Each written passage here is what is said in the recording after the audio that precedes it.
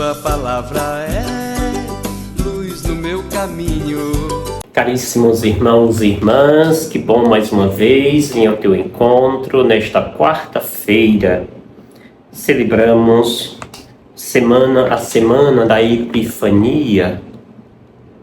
Comece o seu dia respirando vida, acolhendo dentro de você a presença de um Deus que cada dia quer ser visto, que cada dia deseja que nós o acessamos.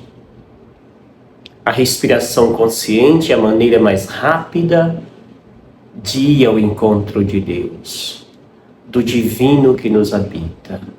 Por isso, inspire.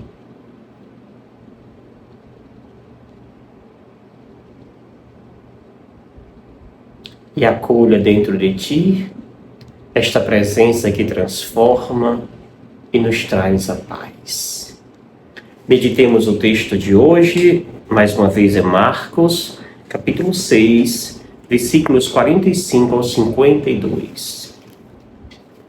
Depois de saciar os 5.000 homens, Jesus obrigou os discípulos a entrarem na barca e irem na frente para Betsaida, na outra margem, enquanto ele despedia a multidão. Logo depois de se despedir deles, subiu ao monte para rezar.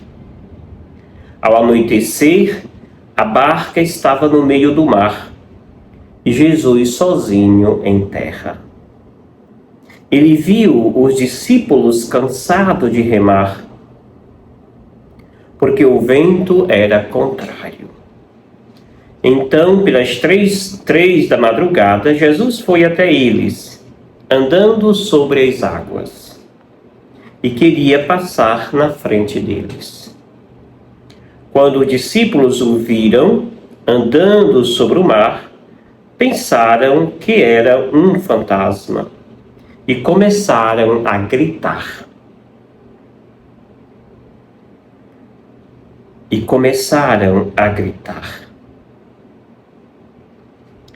Com efeito, todos o tinham visto e ficaram assustados. Mas Jesus logo falou: coragem, sou eu, não tenhais medo. Então subiu com eles na barca e o vento cessou. Mas os discípulos ficaram ainda mais espantados, porque não tinham compreendido nada a respeito dos pães. O coração deles estava endurecido. Palavra da salvação. Glória a vós, Senhor. Amados e amadas, alguns pontos importantes destaco neste evangelho. Claro, não vamos aqui explanar a sua exegese, mas sim a sua hermenêutica, aquilo que o texto diz para nós hoje, o que ele nos traz para os dias de hoje.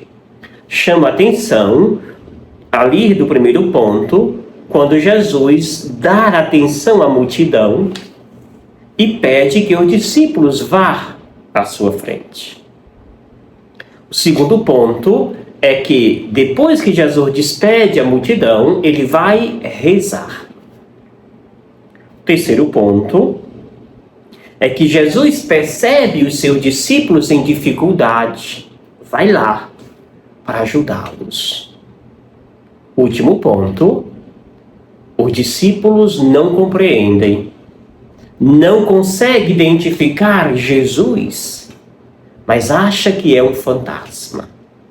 Veja, parece que o coração desses discípulos, como o texto vai mesmo confirmar, estava confuso, endurecido.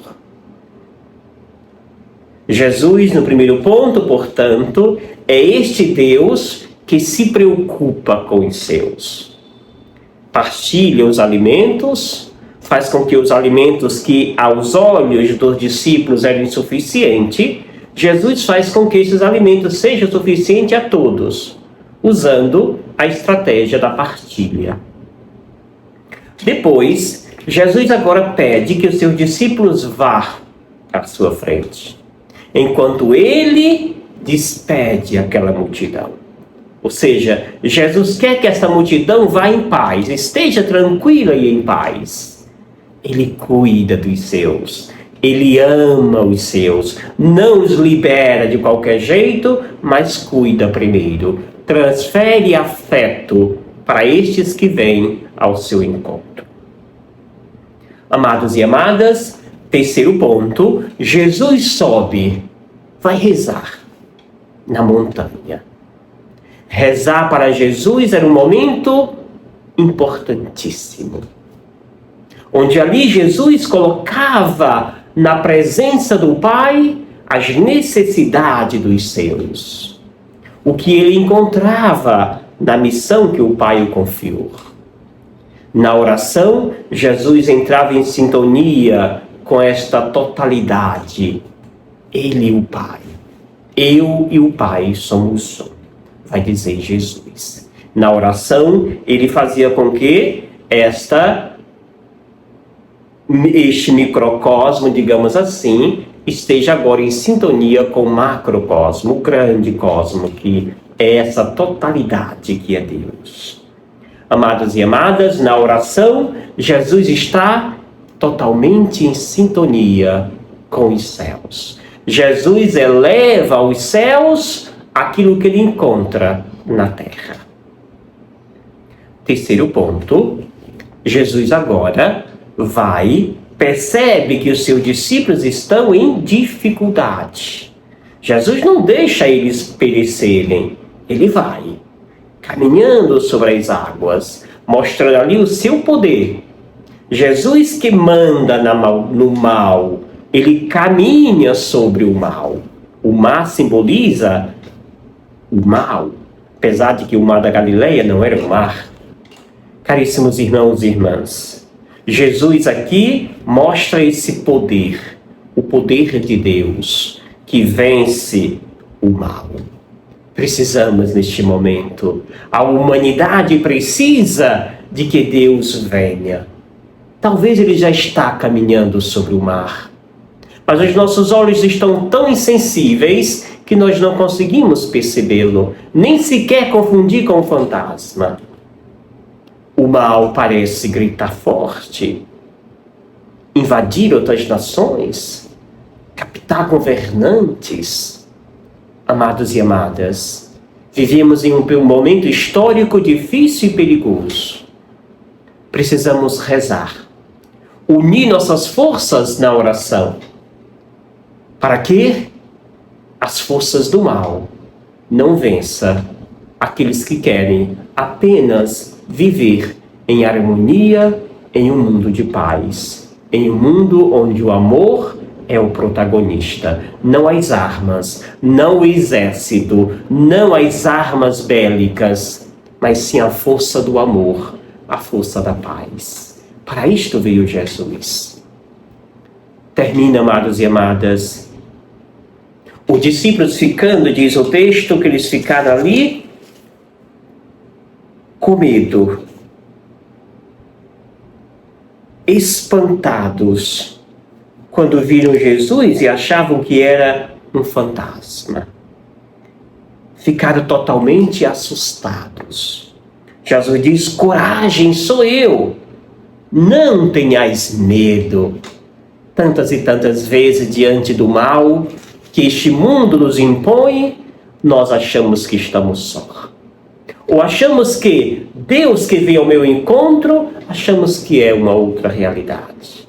Jesus então precisa gritar: coragem, sou eu, não tenhas medo, eu estou sempre convosco. É assim que faz Deus em todos os acontecimentos de nossa vida, amados e amadas. E ali, portanto, o vento cessou, a paz voltou àquela realidade. Que Jesus, o Mestre dos Mestres, nos ajude cada dia a dar sentido à nossa vida e não deixar que os ventos nos afastem de Deus. Que a maldade deste mundo faça com que desconheçamos a Deus, mas que cada dia estejamos focados neste Deus que nos mantém vivos, neste Deus que somente Ele nos traz a paz e o amor. E eu te abençoo, em nome do Pai, do Filho e do Espírito Santo. Amém. Gratidão. Obrigado, Senhor, porque és meu amigo.